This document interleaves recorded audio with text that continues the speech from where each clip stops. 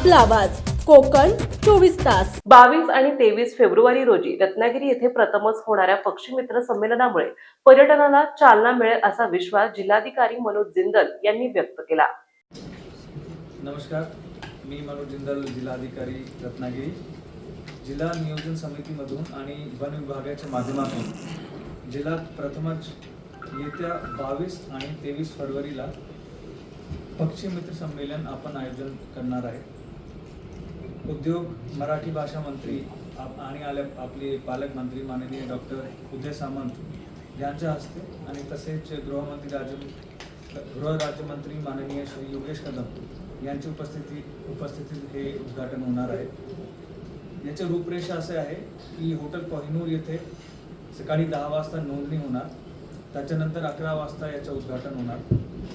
जंगलाचे शेतकरी यावर पक्षी मित्र प्रतीक मोरे, पक्षी अभ्यासक विराज आटले यांचे सागरी आणि स्थलांतरित पक्षी विषयावर आणि रत्नागिरीतील पक्ष्यांची विविधता यावर निकिता शिंदे यांचे व्याख्यान होणार आहे।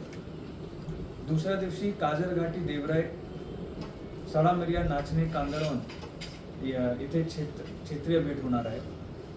रत्नागिरी जिल्ह्यामध्ये 167 किलोमीटरचा समुद्रकिनारा, दुसऱ्या बाजूला आपला सह्याद्री पर्वतरांगा, देवराई गड किल्ले, आपले सुंदर किनारे, नारळी बागे, आंबे, फणस, काजू, अंचन, कांचन असे विविध वृक्षवली जंगलाने आपला जिल्हा समृद्ध आहे। सगळे आपल्याला सगळ्यांना माहिती आहे।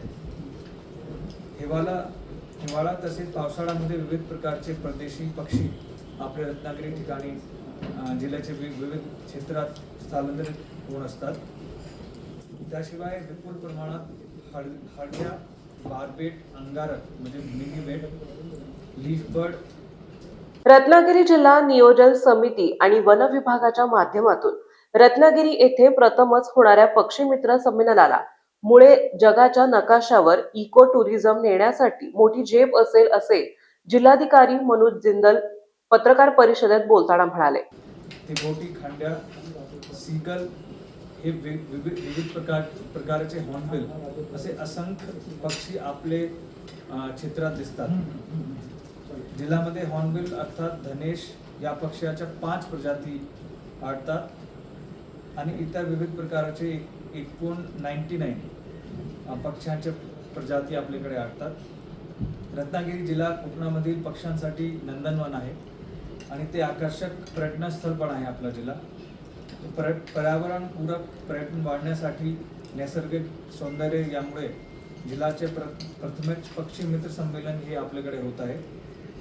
यापूर्वी असं संमेलन आपल्याकडे कधीही झाला नाही आहे। या संमेलनामुळे रत्नागिरीचे नाव देशामध्ये होणार आहे आणि इव्हन ग्लोबल लेवलवर जे पक्षी निरीक्षक असतात, पक्षी अभ्यासक असतात, संशोधक असतात यांच्यापर्यंत ही सगळी माहिती पोहोचणार आहे आणि भविष्यात देशातील तसेच जगभरातील पक्षी अभ्यासक, संशोधक आपल्या जिल्ह्यामध्ये निश्चितपणे याच्यामुळे पण येतील। जिल्ह्याचे पर्यटनाला अजून वाढ देण्यासाठी या पर्टिक्युलर प्रोग्रामच्या खूप मोठ्या प्रमाणात एक योगदान राहणार आहे। या संमेलन एक फक्त कार्यक्रम होणार नाही, याच्यामुळे आपला इको टुरिझम असेल, आपल्या भागामध्ये लोकांमध्ये हे आपले जे जंतू असतात, पक्षी असतात त्यांचे जे माहिती असतो, त्यांच्यासाठी आपल्याला आपल्या जिल्ह्यामध्ये स्वच्छता जे ठेवायची असेल, आपल्याला निसर्ग सोबत एक वेगळा जे रिश्ता कायम करायचा असेल त्याची माहिती पण मिळणार। तर सगळी वेगवेगळी टुरिझमला वाढ देण्यासाठी आणि एक निसर्गाला संरक्षण देण्यासाठी आम्ही हे प्रोग्रामचं नियोजन केलेलं आहे आणि माझी आशा आहे की आपण पण सगळ्या या प्रोग्राममध्ये भाग घेणार आहे आणि याची माहिती पूर्ण जिल्ह्याचे सगळ्या नागरिकांपर्यंत पोहोचणार आहे। धन्यवाद। 22 ते 23 फेब्रुवारी रोजी रत्नागिरी येथे होणाऱ्या पक्षी संमेलनाची काय असेल रूपरेषा या विषयाची माहिती वन विभागाच्या विभागीय वन परिक्षेत्राधिकारी गिरिजा देसाई यांनी पत्रकारांशी बोलताना दिली आहे। टुरिझमचं प्रेझेंटेशन सरांना दिलं आणि त्यातून या इनोव्हेटिव्ह कॉन्सेप्ट्स आल्या की सरांचं असं म्हणणं होतं की आपला रत्नागिरी हा जो बर्ड्स पॅराडाईज आहे हा ग्लोबली टुरिझमच्या बर्ड टुरिझमच्या नकाशावर देखील आला पाहिजे, कारण का तितका तो त्याच्यामध्ये रत्नागिरी जिल्ह्यामध्ये बर्ड टुरिझमच्या नकाशावरती येण्याचं पोटेन्शियल आहे. मग यासाठी इनोव्हेटिव्ह गोष्टी काय करता येतील ॲडव्हान्स, म्हणजे आजकाल आता नवीन टेक्नॉलॉजीचा वापर, इन्स्टा, सोशल मीडियामध्ये यूट्यूब, त्याच्यानंतर conference, national level conference, state level conference, असं हे सगळं कॉन्सेप्ट सरांनी दुजोरा दिला आणि आम्हाला पटकन प्रशासकीय मंजुरी दिली आणि त्यामुळे हे कॉन्फरन्स आपण पहिल्यांदा रत्नागिरी जिल्ह्यामध्ये घेत आहोत. आता त्याची कॉन्सेप्ट अशी आहे की तो 2 दिवसाचा इव्हेंट असणार आहे. पहिल्या दिवशी प्रेझेंटेशन्स होणार आहेत आणि आपल्याच जिल्ह्यातला जो हॉर्नबिलचा रिसर्च सायंटिस्ट प्रतीक मोरे आहे त्याचं एक हॉर्नबिलचं होईल आणि इतर रत्नागिरी या प्रदेशामध्ये आढळणारे विविध पक्ष्यांच्या बाबतीत सुद्धा बाकीचे 3 प्रेझेंटेशन्स होती. आणि वल्चर कॉन्झर्वेशनसाठी वरती एक छोटंसं नाटक ड्रामा होणार आहे, तो 1 तासाचा असणार आहे. आणि त्याच्या दुसऱ्या दिवशी फील्ड व्हिजिट असेल. 4 वेगवेगळे लोकेशन्स आहेत जिथे बर्ड्स आहेत भरपूर प्रमाणात. अशा लोकेशन्सवरती आपण लॉजिस्टिक्स अरेंज करून तिथे नेऊन तिथं बर्ड वॉचिंगचं सेशन, मॉर्निंग सेशन दुसऱ्या दिवशी 23 तारखेला असणार. या सगळ्यामध्ये विद्यार्थ्यांनी ह्याच्याशी जोडलं जावं, कारण साहेब म्हणाले की महाराष्ट्रात माहित नाही, रत्नागिरीतले स्थानिकांना पण इतके पक्षी आहेत रत्नागिरीत हे माहित नाही.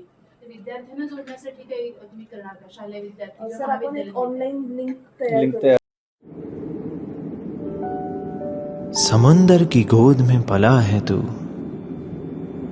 अंगड़ाई लेते ही लहरें शुरू, आज यौवन की मस्ती छोड़, ले चलता हूं तुझे एक नए मोड़, आजा तुझे माँ पुकारे अब, छेड़ देते हैं बीच से कुछ शरारत हंसी, गले लगा ले उसे ए फकीर, इंतजार कर रहा है तेरा तो, चल दे देते हैं उसे फसल की खूबसूरती तो, आजा तुझे माँ पुकारे अब, उन्हें भी देनी है एक नई पहचान, आजा तुझे माँ पुकारे अब.